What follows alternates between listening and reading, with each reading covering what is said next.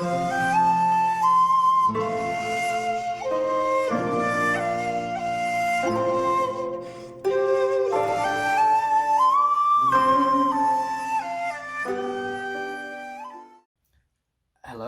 and welcome to Karate Time.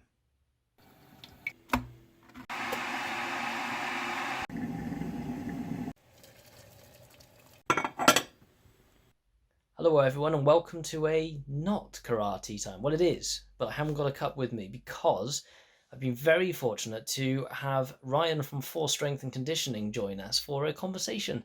So slightly different one this day. So in the words of Monty Python, and now for something completely different. Okay, hi Ryan, good to see you. And since you're joining me on Karate Time, I need to know what type of brew you've got and a little intro about yourself. Just to let everyone know, I've decided to do a bit of a Captain Picard, and I've got a couple of Twinings. A couple of Earl Grey, that's what I meant. And so we're going to see what that's like as I go. So Ryan, perhaps you could tell everyone a bit about you and obviously what you're drinking. It's a tea time. Yeah, the priorities are drink, obviously. So I've got a little bit of Lavazza, a bit of a coffee snob at the minute. I can't really tell much about it. I just know it's coffee and it comes from a supermarket. I'd like to say I know what origin and that sort of stuff and who grew it, but I'm afraid not. So yeah, like a bit about myself. So I currently work at Force, where Simon trains. So I'm full-time there, and I also work at Swansea University as well, where I'm an S&C with the hockey and the swimming teams as well there. Bit of a backstory, I suppose. So I did a little bit of jiu-jitsu growing up. Football was always a priority, so I played a bit of academy football. But basically, my uncle taught jiu-jitsu, and my mum, being the pushy one that she was, sort of like pushed me into it and said, "Go on, enjoy." So I did that for about, I think it was 2.5 years alongside with football, and then football had to take a bit of priority, so stopped it there. So from there, I went to university, did sport and exercise science at Cardiff Met. In the last year, I interned with Cardiff City, so I was working with sort of the sports science, sort of strength and conditioning side of that. And then after that, I went on to do a master's at Cardiff Met as well in strength and conditioning. So while I was doing that, I interned at Dragons Rugby as well, so sort of moving from football into a bit more rugby now. What did I do after that? Oh yeah, I went to Denstone College, so went to the boarding school sector. Worked with some really good student athletes at Denstone and led the S&C provision to the rugby and cricket guys. And alongside that, worked with Leicester Tigers as well. So working with their pathway and sort of coaching the younger side, the younger next generation, I suppose it'd be. And then from there, yeah, I went to Force, and now here we are. So here I'm talking to you, Si. No, that's brilliant. I mean, one of the things that many people probably don't know about me is I actually did a degree in sport coaching, and then I did a master's degree in sport coaching as well. And I absolutely enjoyed it. I did it at Cardiff Met as well, and I do actually work as a associate tutor there as well, so I still do some guest lecturing. But as much as I enjoyed those 5 years of training in sport coaching, the thing I find is that I never really went down that strength and conditioning or that sport and exercise science route. And I do think that when I'm doing an activity that is actually quite intense like karate, all instructors should have some base knowledge in that area to be more effective coaches. I mean, that's just my view. And one of the problems we've got is that obviously with what you're doing, working in Force and so on, you have recognized qualifications, whereas the martial art world, I don't know how much you remember from your jiu-jitsu days, but the qualifications are not really as standardized. They're a certificate that lets you get insurance and lets you teach, but there's no real depth to a lot of them, and that's something that I really think is wrong in the UK and in many other parts. And you can see it because there's, I mean, I don't know if you've experienced them, but there's lots of myths I find in martial arts about strength and conditioning and fitness. I mean, have you experienced any of that in your days doing it? Yeah, I mean, the first thing about, like, you know, strength and conditioning being this thing that you can sort of learn in a 2-day course, and then you've got a certificate, and then you're a qualified strength and conditioning coach. You look back on I've done 2 full-time unpaid internships, and I've done a lot of unpaid work alongside that as well. It's not on the CV. And you sort of think, well, if I've done all that work and someone can just go and get it in a 2-day workshop, then what's the value of it?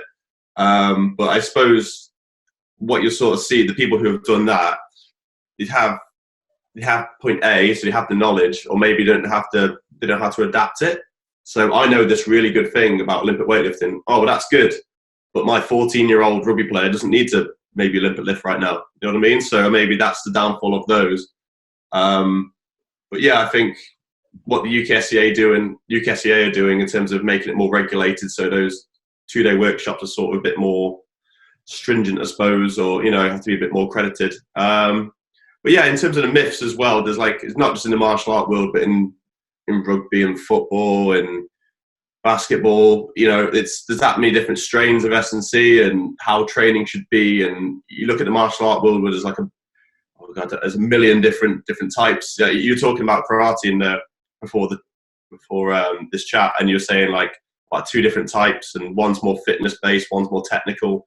I think that you just sort of, there's a lot of traditions, and you've sort of got to pick through them and look at the logic behind them. Like if one tradition's asking me to do X amount of workload and it shows that I'm not able to recover from it, then well, it's probably not a good idea. You just sort of got to use common sense. And I'll tell you straight now, I'm not a specialist in this area. So for me, you've just got to sort of sift through and think, oh, that doesn't sound like a good idea. Or, and I think in that sense, if people aren't too sure, they need to have the courage to reach out, and send that Facebook message and get in touch with us at Force. And I'm happy to answer any emails after this as well about any questions anyone might have.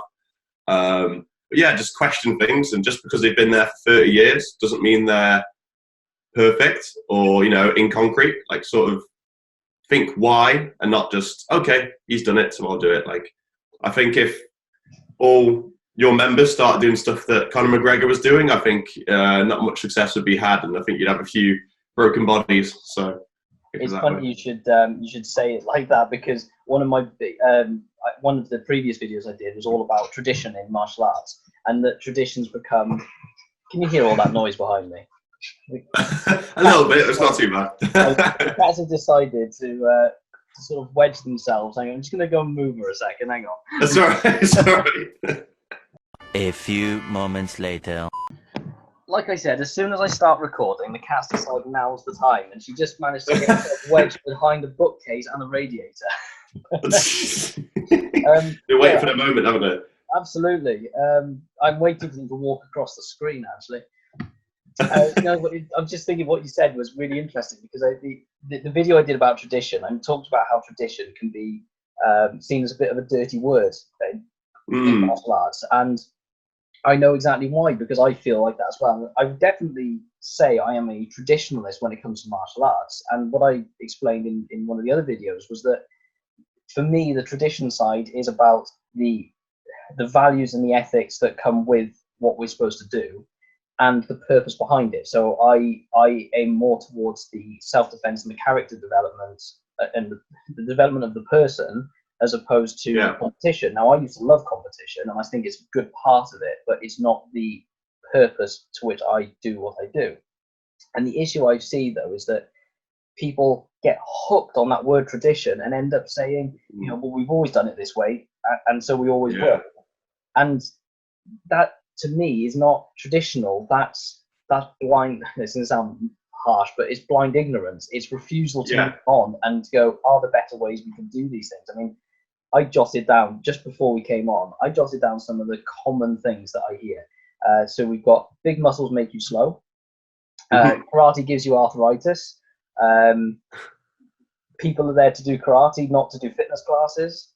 And these are the things that you hear all the time in martial art groups, and not just karate, but that's my sphere, and it's very frustrating. And I understand that, yes, they're there to do karate, but I'm trying to get across the attitude that the fitness and so on, they're not just supplementary to karate, they're essential. And if you want to be better at it, you should incorporate strength and conditioning, exercise science, and any other areas of knowledge that you can to be better. Yeah, 100%, mate. I think what people might struggle with is the how. Like they might have all the will in the world, but it's how to transfer that effort into something that's actually tangible and is going to benefit what they do. Yeah. In terms of what you said about, people thinking big muscles are going to make you slow and cumbersome, then, well, I think this is one of those misconceptions, isn't it? People are going to pick up a barbell and suddenly put on 15 kgs of muscle mass. Yeah. It's like, it doesn't work like that. Like, I think everyone, and everyone, like flat out everyone, could do with a level of strength training. Like, it's just, it has to be adapted. Like, I'm not going to do the same session as a 70-year-old lady might do. It's just going to be so different and adapted. But people need to see that, like, training should be a part and parcel for everyone, and maybe not just participants of sport. Like, in terms of diving a bit deep into the strength thing, like, if you think of it this way, strength, if I can be stronger and elicit more strength and have that reserve already there, that means I can do things more, I can do things harder, and not only that as well, but I'm more resistant to injury as well. So there's no point me never training in my life and then trying to do something like karate where I'm having to get my leg up here somewhere and I'm having to do this and whatever. Like, you're asking for something to strain or pull or just be sore. So I think by adding a level of strength training, you're letting your body build up that armor almost, so you can recover from, getting kicked in the chest and maybe having to put your foot into someone's head. I was watching a little walkthrough video of karate, so I knew a bit more, but I'm not going to try and say the scoring words. Oh, that's fine. I mean, this is a really good point, actually. This was one of the first questions I had for you, which is that I wanted to see what areas of fitness you think are most important for karate practitioners, but then also couple that with, do you think it's different if they are a sort of a sport-based karate or competitor, and so they're more like an athlete in that sense, or if they're more focused on self-defense and a more real-world application of it? Do you think that makes a difference? I think, well, if I am training for a competition, then I suppose my training would be a bit more periodized. And people don't know what periodized is. It just means a fancy word for organization of training load. So if I'm competing in a certain event, then I know I want to be at my tip-top condition on my date, 1st of November. Okay, so that means October and September are going to look a certain way, so I can be ready for November and be peaked. So my fatigue levels are low and my performance is high as possible. If I'm using it for just for self-defense and, the ones who maybe don't want to compete, then that means, well, you can be a bit more relaxed. You can, push yourself that bit more in training and, not have to peak for that competition. In terms of what it would look like, I suppose it'd be a bit more similar than indifferent, I suppose, because you're still doing the same sport effectively. You're still doing the same sort of movements. Okay, the athlete may be a bit more intense in what they need to do and a bit more, serious, I suppose. But fundamentally, I think you're still going to go through the same planes of motion. You're still going to need a good range of mobility, good levels of strength, be able to recover from what you're doing. And I think above all that, be technically sound as well. Like, there's no point being amazing in the gym if you're not good at the sport.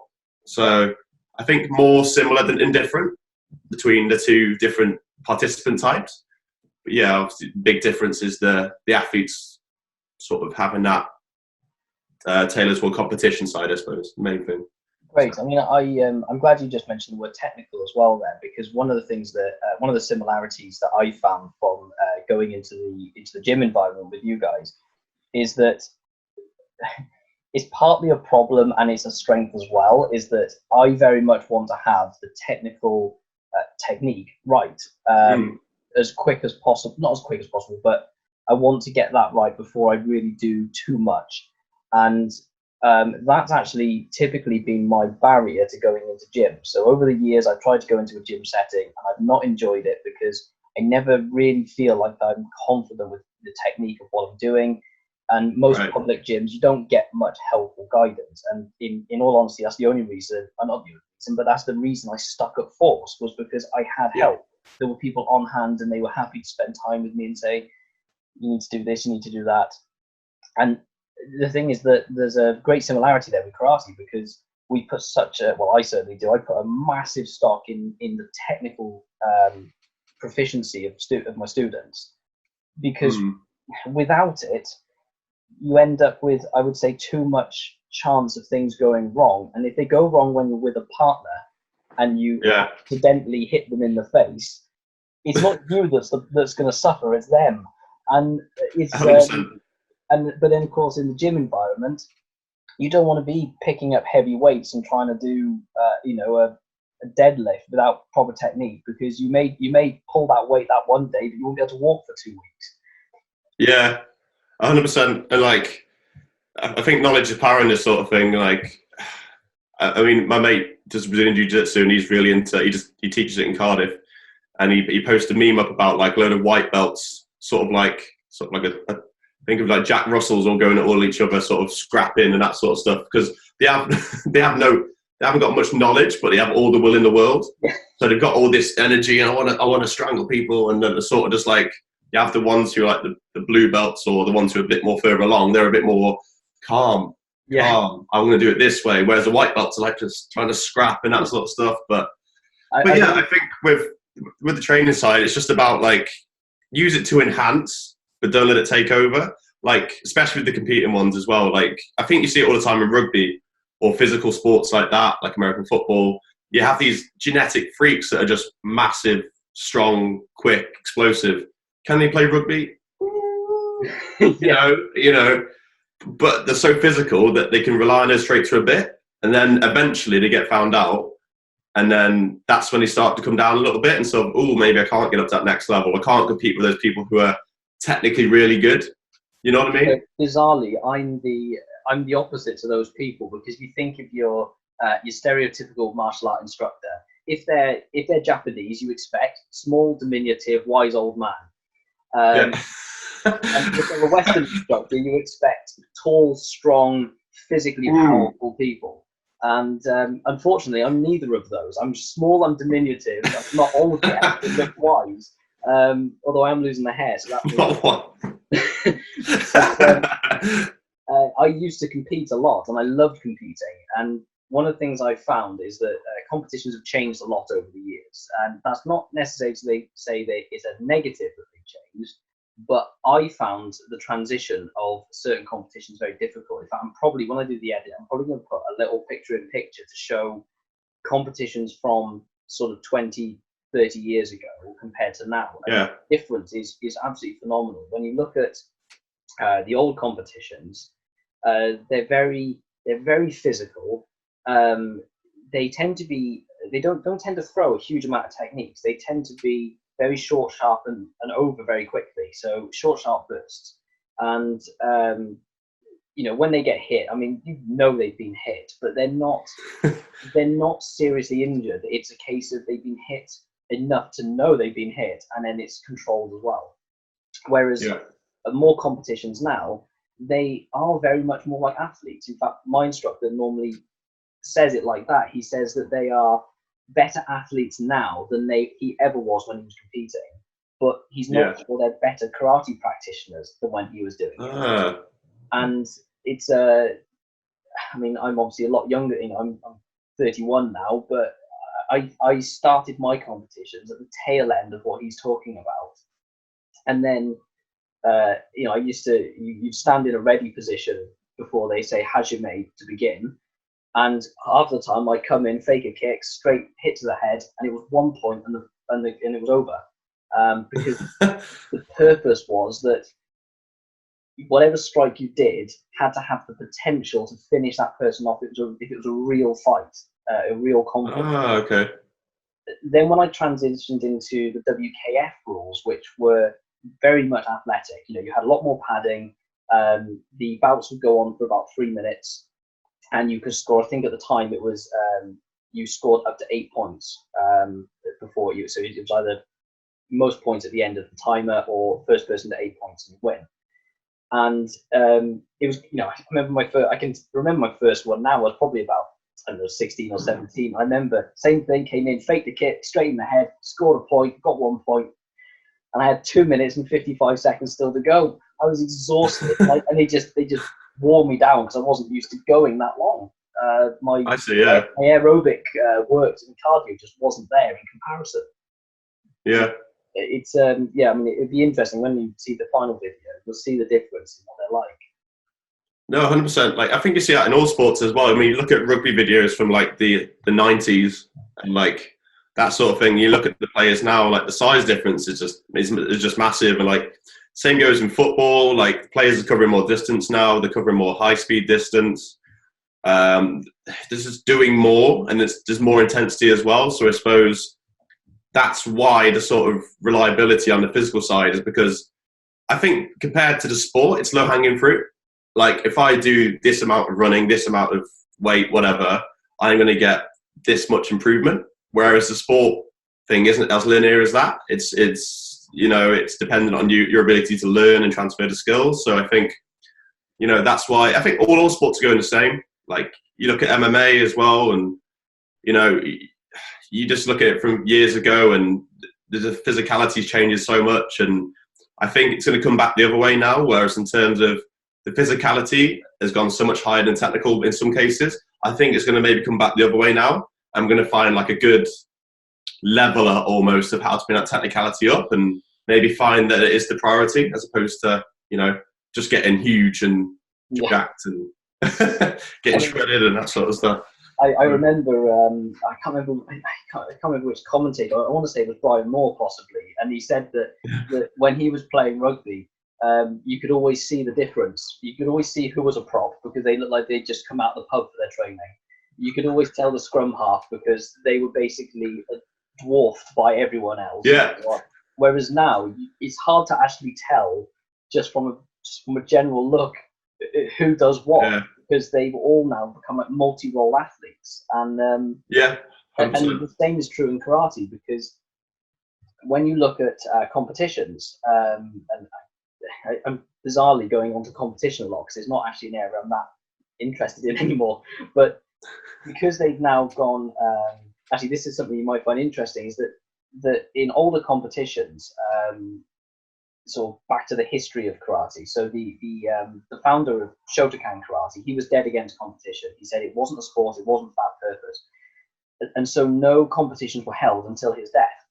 Ironically, they did a competition in his name as a memorial. It's like, damn it, yeah, missed the point. Quite interesting, but I do see the value in that competitive element. But when competitions were done early on, there were no weight categories, and so and actually, bizarrely, I think this is a good thing in martial arts, because it's all well and good being matched up against someone who is within a narrow weight category and a similar height, because they tend to, if they're doing sparring, they tend to spar in a very similar style. So you actually end up with almost one size fits all styles of sparring, because they're evenly matched. Whereas when I remember doing competitions where they were still weight categories, but they were really wide categories, and I would be in something with, and there was no height category, so I would be I see. 5'4", 5'5" up against someone who's 6 foot, and you have to learn to adapt to that. And to me, that's something that's important with karate, because if, using our rugby analogies, it's no good saying only a prop can tackle another prop, or a scrum half can tackle. They have to be able to overcome those deficiencies or find a way.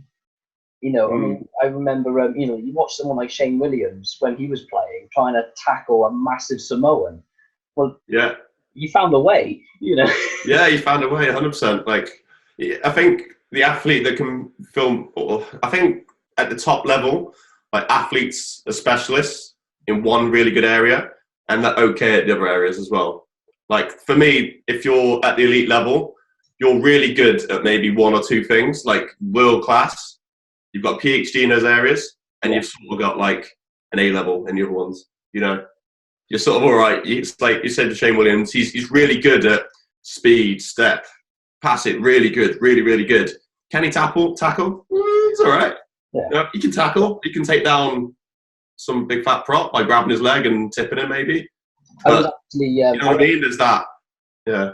I was going to say I was fortunate a number of years back. I mean, I must be talking, I don't know, maybe 14 years ago now. But I was invited to do some training with the Cardiff Blues under-20s team, and they asked Nice. me to come down and do some stuff to help improve their tackling because I think one of the coaches there, he'd had some experience with martial artists, and he liked the idea Yeah. of trying to use people's body weight against them.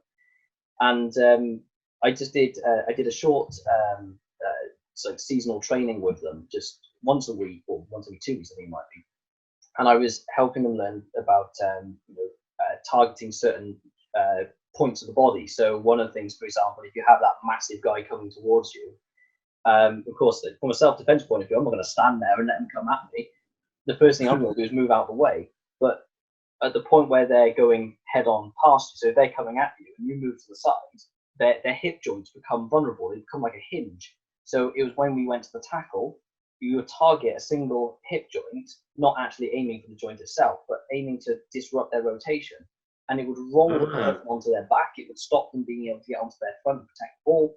And it was, I seem to remember that after that season, their tackle rate had gone up, dramatically. They were getting something mad, like a 90-something% tackle rate for that season.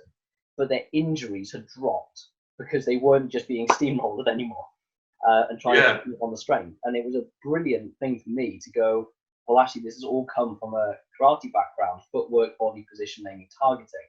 And, and this is the thing, but like you said, that's elite level sport. To sort of bring it back onto the martial arts side, one of the problems we've got is we're amateur.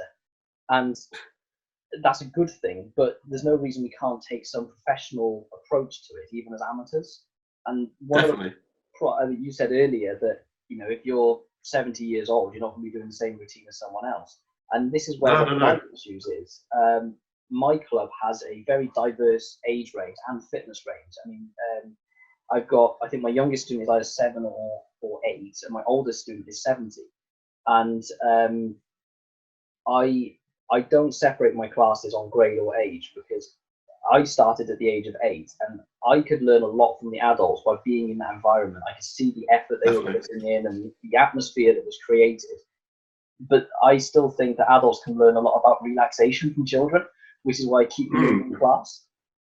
But that does make it difficult for the physical training. And I'm just wondering if you've got any tips or suggestions or ideas for integrating a bit of strength and fitness training across such a range. Yeah, I mean, we say that's such an age range, like it's difficult to sort of have that one size fits all. Like you could say to an 8-year-old, right, squat down and just sit on the floor, and he said, okay, sits down. The 70-year-old, you're like, oh, hang on, let me just sort of, get down and sort of slowly sit down. So it can be very varied. So you've sort of got to have that in mind when you design your sessions, that like, what's Keith going to do and what's Sam, the 8-year-old going to do in the situation.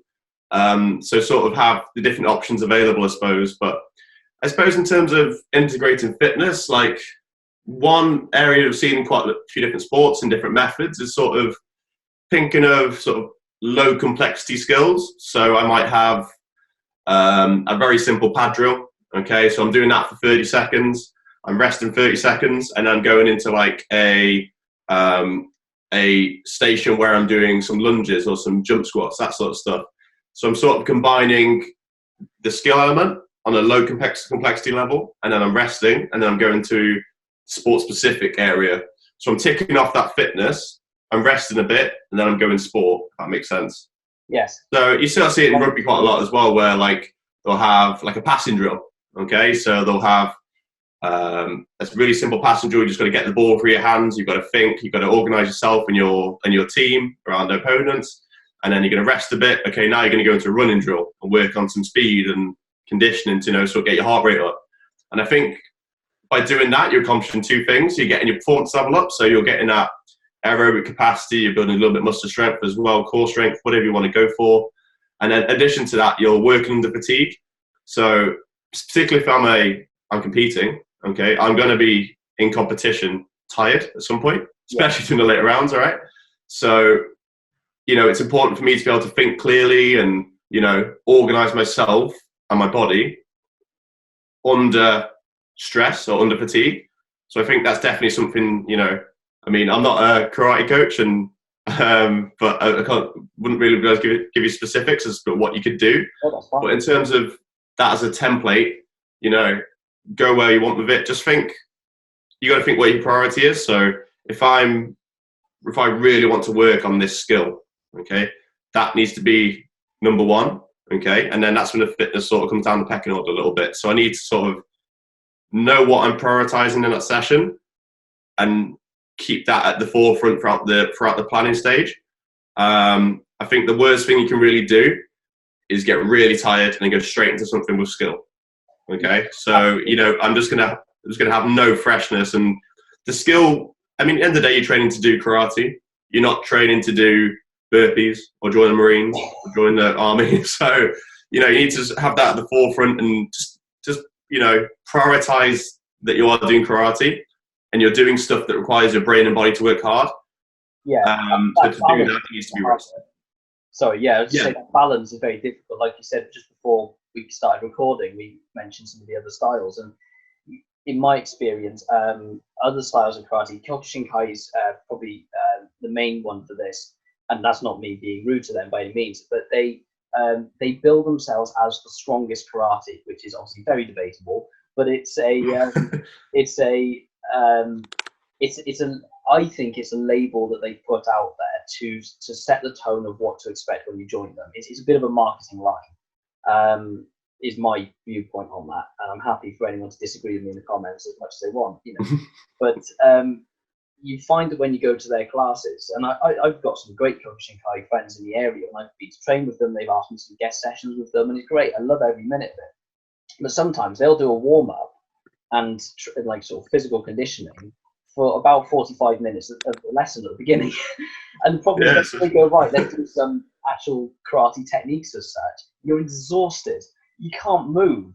Your technique is appalling. And then if you go to my class, I sometimes find, you do a quick heart rate raiser. You get some stretching and some flexibility, which is really key for us. And then you get straight into the training itself. Yeah. And the problem is that I sometimes think maybe we don't do enough of that, or because I like the technical elements, I sometimes talk too much and try and give too much explanation. And of course, then when I say go back and do it, they will cool down a little bit again. It's so hard to find that balance, because also you've got the expectations of the people to manage as well. I mean, I'm gonna just drop down to something I wrote down just before we started. Somewhere, yeah. I mean, here it is. I was thinking of Jack, obviously with Force, doing his Shed Science, which incidentally, if anyone's watching, there's going to be descriptions in the comments, links to YouTube and Facebook and so on. I highly recommend watching all of the stuff Force are doing. But Jack's Shed Science that he's doing, he did one recently about people wanting to go in 100% all the time when they do training. And karate is very much about long-term progression. I mean, we've got a belt system which gives you that progression physically, you can see. And one of the issues, though, is that you get two types of people quite often. You get the ones who just want to go all in from the word go. They come in as a white belt and they just want to beat the crap out of anything they can see. Yeah. And they want to be doing press-ups on their knuckles, and they want to be hitting boards, and they want to be head-butting them. And they watched the Karate Kid before going into it, and they're like Rocky montage as well. In addition to that, that's it. But, they want to be in the locker, hit it, just punching. And the problem is when they actually get in and find it's not like that, they actually find it really difficult because the coordination is so hard. They struggle on that. They realise the progression is slower, and often they don't stick it out. They go, "Oh, this is what karate's about," and then they haven't come out covered in blood and bruises. They don't think they've done karate. Yeah. But you also get the other ones who say, "Oh, I can't start karate until I've got fitter," and you're trying to say to them that you will get fitter just by doing it, by repetition, and those people often keep making that excuse and just never start in the first place. Well, you got to think like, what is fitter? I mean, are you looking for a certain test score? Are you looking for a certain body fat? Are you looking to see your abs? Like, I think without getting all philosophical, I think life's too short to sort of wait until you're fitter. If I want to go and do, I don't know, say I want to go and take up darts, I'm not going to wait until I'm a world champion in darts to then go and do it. I'm going to just have a go. I'm going to fail. I'm going to try again. I'm going to fail. I'm going to try again. And I think it's that sort of ego thing, isn't it? It's like, oh, I don't want to look bad, or I don't want to fail and have people see that I failed. Who cares? Like, I think with those sort of things, like, you're going to enjoy the process. So just enjoy it, stick it out, and have fun doing it. Like, especially with this, like you're saying with karate, that sort of thing, you're doing a lot of activity.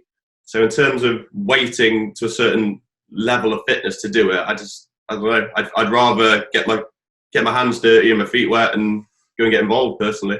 Yeah, I mean, I tell you now that I was considerably fitter from before I started doing dedicated fitness training. The reason I've started doing dedicated fitness training is because I realized how much of my own fitness levels I've lost over the last 10 years. Because I went to university, ironically, going to do a sport degree, I ended up having a more sedentary lifestyle because I had to give up some activities that for time's sake, I was still working full time, and I work in IT. So I'm often stuck at a desk. Then I'm stuck at a desk at university, and then I'm stuck at a desk writing assignments when I'm back home. And I think that the big thing, I think, is people have to understand it's okay to not be at your best and to admit that. And I mean, as you know, I'm down at Force. I'm trying to improve my own fitness because I think as a club instructor, and just for normal life, but as a club instructor, I should be at a higher standard physically than I am now, if I really want to help teach people. But at the same time, I don't mind admitting that to my students. I am happy to tell them that this is a weak area for me. I'm not as good at that. But I'm trying to improve that as well. And I do think the ego is a massive problem in martial arts. You sometimes one of my students, he's moved away. He's in university, and he went to the karate club there to keep training. And he said the first thing that happened was the instructor walks in, doesn't talk to anyone, goes off to the corner of the room, he kneels down and he meditates for about 15 minutes. And really? He said that it doesn't feel like he's doing it because he's actually meditating and preparing for training. He said it feels like he wants to have the ego, the aura around him with his students, where they see this reverent man who's over to the side and he's meditating, preparing. But he said it didn't seem genuine, and the class that followed didn't really reflect that either. It was a case of no talking to each other. So like we commonly say, if you see something, no matter what grade someone is, if you know they're doing something incorrect or they could be improved, as long as you say it in the right way, bring it up to them.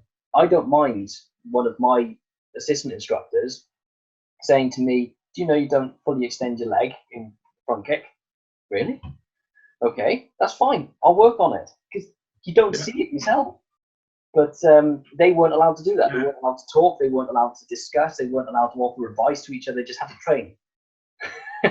And sounds enjoyable. God, I'd love to go tackle. Wow. Yeah.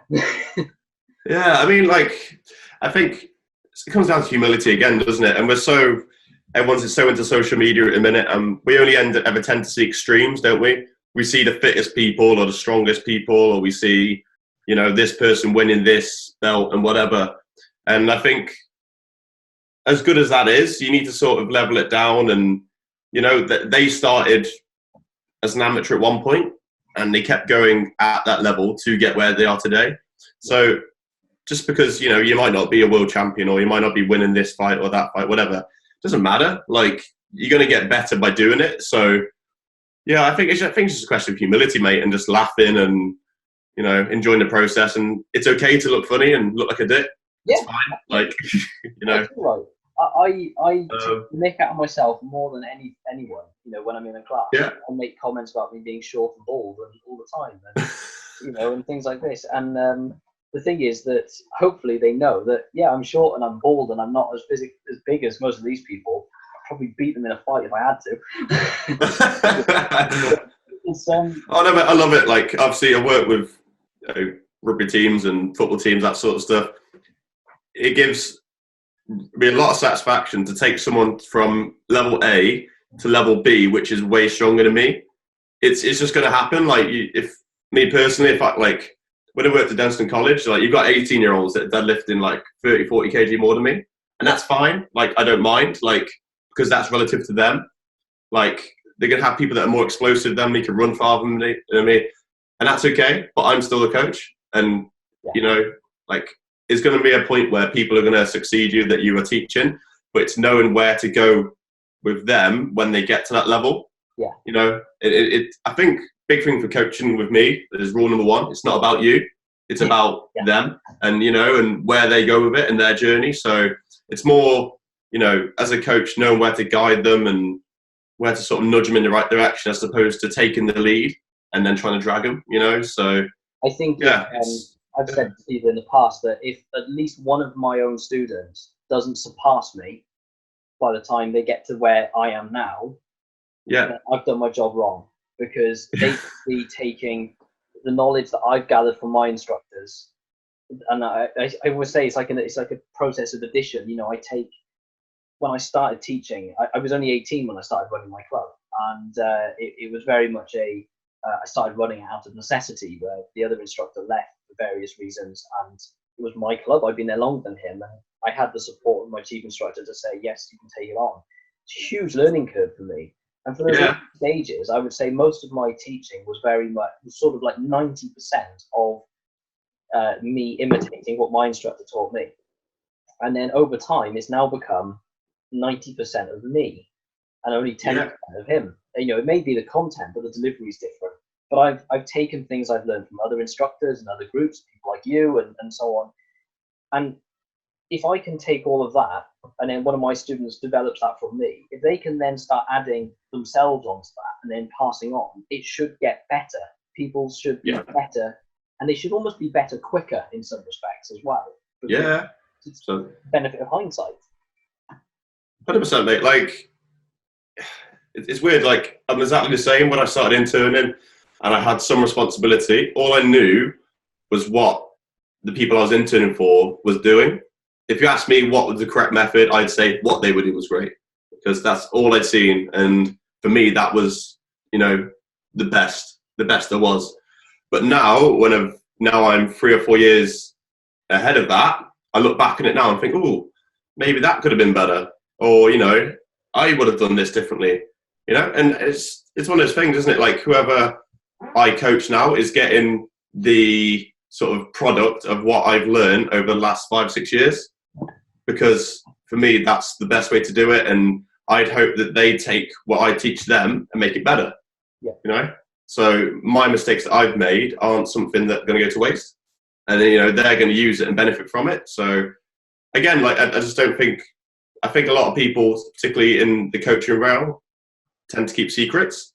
Yes. Just for no real benefit, just for, I learned this, it's mine. And like, well, who cares? Like, just share it. Like, just share it with everyone and just be that person to like take the sport further. And, we're getting a bit philosophical now, but just sort of share secrets and that sort of thing, and share your experiences, and, make people better, I suppose. Yeah, I'm one of I think you'll like this. One of the things that my instructor actually has said to me in the past, and I've always remembered it. He said, "You can always learn something from someone, even if it's how not to do it." Yeah, and, yeah, 100%. I think that's so true. But I mean, I'm gonna backtrack a couple of topics actually, because there was the one where we were saying about the ego element of it, and this is something I just thought you might find a bit interesting, is that you've probably seen black belts with very faded belts and so on. Okay. And it's a bit of an unknown here, that it's one of those, I think, inverted commas, it's a tradition where the fading of the black, so they're made out of silk, so it's cotton belt with silk woven on top. And what happens over time is obviously the silk fades away, it comes off, it rubs away, and it's become sort of just accepted, or not accepted, but it's become commonly known now that the fading of the belt is fading back to white as a symbol that you never stop learning. Okay. Now, there's no actual evidence that that was what it was intended for at all.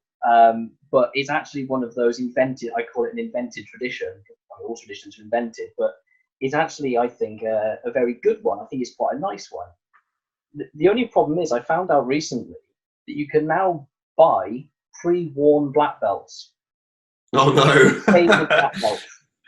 So you can spend 150 quid for basically a tatty black belt that makes you look like you've had it a long time. And it's Sounds like a business idea to me, Si. It grates on me because it takes something that is quite good and has warped it and distorted it. And the reason I say I'm backtracking twice is because I'm going back to the tradition stuff we talked about as well. Is that the amount of people that will say that, you know, if I, as you know, one lockdown finishes, we're going to get back to the last Friday of every month. Instead of my normal class, I close the club and I bring the club down to BST with you guys, Blood, Sweat and Tires. Nice.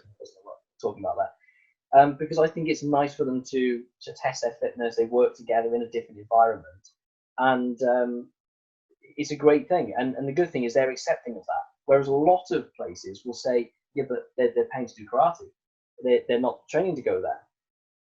But it's actually my club enjoy it. And I reckon that if you added the word traditional, if I said that was traditional training, the amount of places that would hook onto it and say, yes, it's traditional, we're going to do it. I've actually got a book for you that I will send you or give to you when lockdown's over. Amazing. Hojo Undo, okay? Power Training for Traditional Karate. And it's a very, very good book. Nice. I do recommend anyone who's watching, I do recommend getting it. And it's great. It's full of black and white images of all these old Japanese and Okinawan masters training. I'm just going to try and find one that I can maybe hold up to the screen, a decent one here. And let's find a good, there we go. This will do. So let's see if I can get that one onto the screen a little bit. You can see the guy there with that weighted block. Yeah. Okay. That middle one. Yeah. Yeah. Now when you watch them doing that training, what they'll do is they'll hold it up vertically and then they'll rotate it and they'll bring it over and they'll rotate it and they'll bring it over and they'll be in strong, deep stances.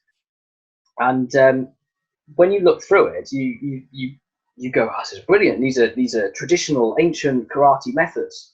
And you look at it and you go, well, it's basically everything everyone does at the gym now. Yeah. The only difference is that when those people were doing it, it probably didn't have any sort of scientific label to it.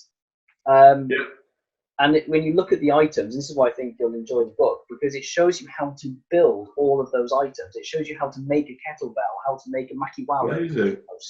And you guys obviously in the gym, you do grip strength training, don't you? So you'll have things that you can hold on to. Now, if I was asking you to do something grip strength, what would you probably hold in a gym to do that? Probably like a heavy dumbbell or something, or a kettlebell, I imagine, or a plate maybe. Yeah, they used to use pots, urns that were big in your hand, and they filled it with rocks or water or concrete or whatever. Interesting, yeah. I mean, like principles of, was it methods of many, principles of few? So, you know, as long as you're overloading the body to get whatever adaptation you want, I suppose, doesn't really matter the method, I suppose. Like you look at some of these really poor countries, like you take the Jamaican track team, for example, supposedly one of the most basic gyms and fitness facilities you could ever have in the world. And it's, what are they? The best track team in the world? No one comes close. And you think of, you know, the money they've got available compared to, like, you know, us, you know, GB, you know, and, you know, what they're making of what they have is, you know, it's phenomenal. And I think that's evident throughout time. And so, like you said, using an urn to get grip strength, whereas someone in the UK might buy a £100 set of weights. Maybe just use a jar. You know what I mean? It's there's creativity is the key. Well, there's something in karate that we do. Not as many places do it anymore. Again, it's actually one of those more traditional methods that a lot of people don't do. So if we're practicing something like a front kick, for example, most places now will just stand in a guard position. Whereas, I don't know if we can get it on camera, but they would normally stand with the arms wide, so sort of down to the side, fists out, shoulders and hips parallel or square to the front. And that position was normally used holding a weight. And Oh, you okay. still do it now, because even without a weight, the holding of your arms in that shape, actually, it helps you balance. It's obviously not easy just holding your arm out all day like this anyway. So Definitely. it still works. And what's great when you look at this is why I'm going to probably send you one of these copies of this book actually at some Please point. do. Please do, mate. I love some more reading material, please. It's what's really interesting about it is that it very much sticks to a common thread of a lot of martial arts. They came about out of necessity. People living in dangerous areas that had to defend themselves, and or of course the other one is they were training for battlefields scenarios. But the reality is that for training, a bit like you just said about the Jamaican team there, they use what is available. They turn it into training equipment, and this is where there's this slight issue of tradition in martial arts, that you've got people who won't accept anything that is not traditional, in other words, about 100 years old or so. And they don't realize that the only difference now is that we have bespoke equipment designed for it. And so, all those, like, there's one in there that shows you how to essentially make a kettlebell. It's a metal handle, and they've used like a stone mold or a concrete mold to make a handle and a sort of square block underneath it, and they would practice, flipping it in the hand and even picking it up with the foot and so on. It's a kettlebell. That's the only difference, is that, as you say, in more affluent countries like ours, we've got equipment that's now bespoke, made for it and sold. Yeah. And it's an attitude change trying to get into some people that we're actually doing nothing different to the people 150 years ago, other than we have things that are meeting health and safety standards and so on and so on. 100%, mate. Yeah, like I think of a lot of new concepts in strength conditioning at the minute, in sort of like the higher end and your jump training. Something new comes out these days, you usually find that some mental Russian 60, 70 years ago has already done it. Yeah. So, like, you have a lot of these older coaches that are way more wise and experienced than me, but like they say, tell me what you call it now and I'll tell you what we called it back then. And like the amount of concepts that are coming out now, supposedly new, have been done way back when, before I was even born or we were even born, like in different methods using way less equipment. Yeah. But yeah, it's interesting, isn't it? Like you tend to see how resourceful people are, and bringing it back to the situation we're in now, where people are stuck in their gardens and they've only got a towel and a block, a bag to use. You see who really wants to train and who really wants to compete and that sort of stuff, and who sort of like, oh, I can't possibly train, I haven't got a barbell. And it's like, well, you've got a garden and space and lots of other stuff to use. So, it's interesting, isn't it? I was obviously, as I said to you, I'm doing the BST sessions at 9:30, but because I'm still working from home, I'm having to do it in my office. And I realised that we're lucky, we've got a few weights and stuff like that and so on here that we can use. But I'm doing it up here, and Kirsty's doing it downstairs. And I realised, I forgot to bring the weight up with me. So I looked around, and what did I have? I had my Kia big footstool. Well, I just grabbed that and started doing. I'm doing overhead thrusts with the. That's it. Now, okay, it doesn't weigh much, but it's a little bit more than I had with no weight. So. 100%. No, mate. Honestly, with people who haven't got a thing to use, get a rucksack, fill it with books, whatever heavy stuff you got lying around, sand, stones, whatever you got, and you've got yourself a weight. You know what I mean? Like, it doesn't need to be any more expensive or complex than that. Like, you've just got to think, how can I overload the body using my body weight and what I have lying around to get what training and adaptation I want? It's as simple as that, really. Like, you might be used to being in a nice clean gym with music playing and, everyone's bouncing around and, looking like Superman, but it doesn't matter. Like, if you want to train, you'll find a way, and, so. Yeah. It's interesting. I think one of the things I find as well is that from a karate point, well, general martial arts, but certainly, again, I'm going to use that dreadful word, traditional martial arts, typically Japanese martial arts, we have a lot about our stances, so our lower body foundation. Of course, in real world conflict, you're not standing there in a great big front stance or horse riding stance and things like this in real life, but they are there to condition and prepare the body for either the strength you need in the legs and your core, or one of the things they teach, and this is where I'd love to come and do a session with you guys with a karate theme if you're ever interested, because one of the things we do with our stances is it's not just about the development, it's about learning, about projection of the body. So a front stance is called that not because it's in front of you, which is what a lot of people often say as an answer. It's because it's about projecting your body weight forwards. A back stance is about a more defensive back position, maybe someone's grabbed and shoved, so you're bracing yourself, but you're having to give a little. And the purpose in a conflict situation, if you're using karate in that context, is that you know that even if you put your feet really short, if you push off the back leg and bend over that front leg and push in, your body weight is now going into it. So, like I said, I'm a small person. I'm not going to hit someone with my arm. I'm going to hit them with my whole body, because otherwise I don't stand a chance. And 100%. It's a different thing. But what I find is whenever I do fitness sessions, then with you guys, is that my core strength is good, my flexibility is very good, even with a more sedentary lifestyle than I'd like. And it's the areas we struggle with is often our cardio and our upper body strength, because we don't tend to get as much resistance with our upper bodies compared to our lower bodies.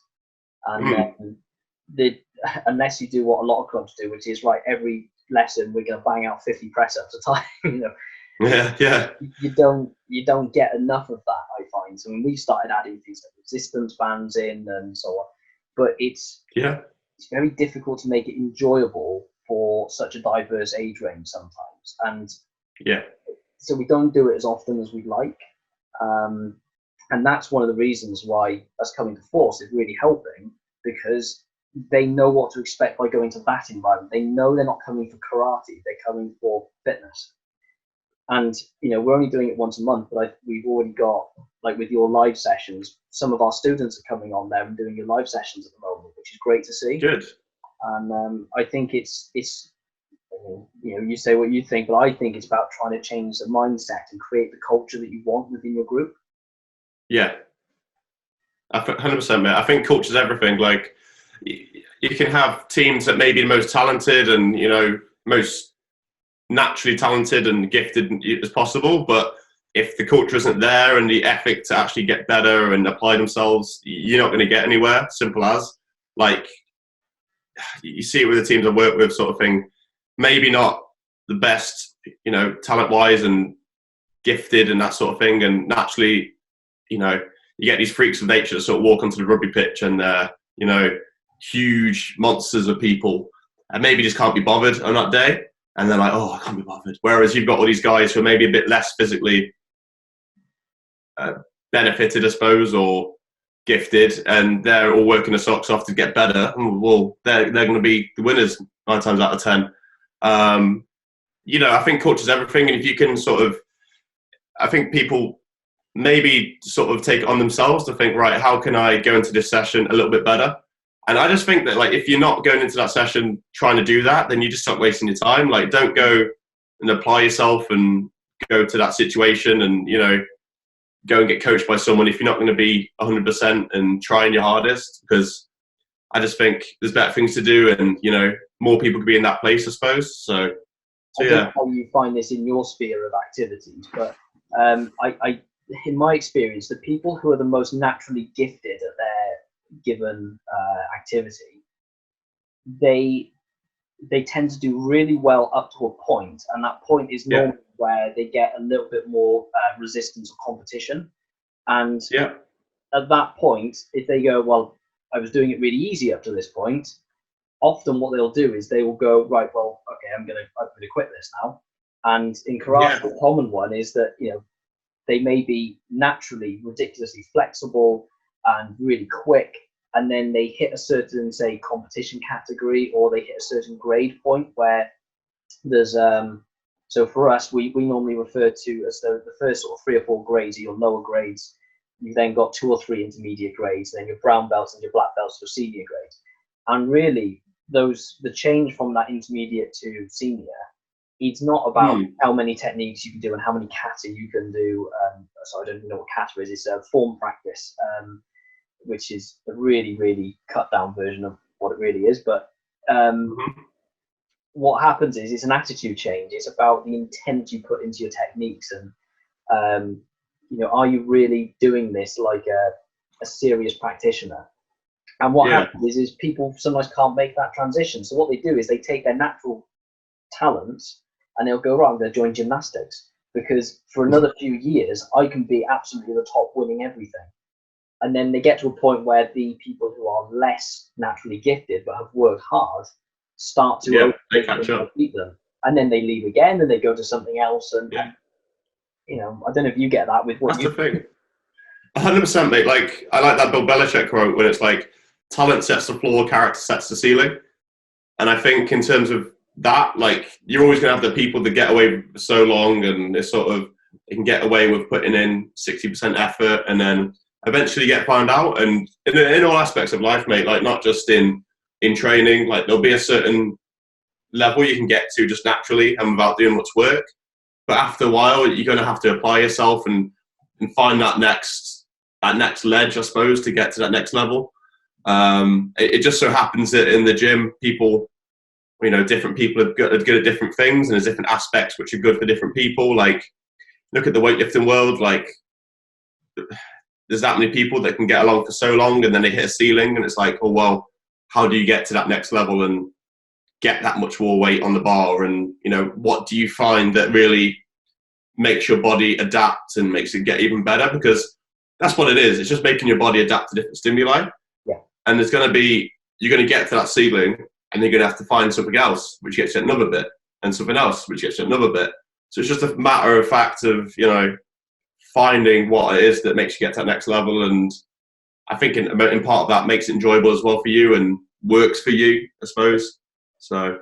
And I must admit, I'm going down a very different route of discovery for myself. So I'm starting to look into the side of things more, and obviously conversations like we're having now is something that helped me. And it's not that I want shortcuts, but I maybe want a more efficient way to get myself back to a form that I'm happy with. And one of the things which I'm really pleased to say I've finally got working, so it's going to be subject of next week's video. Do you remember the Xbox Kinect, the motion sensor? Yeah.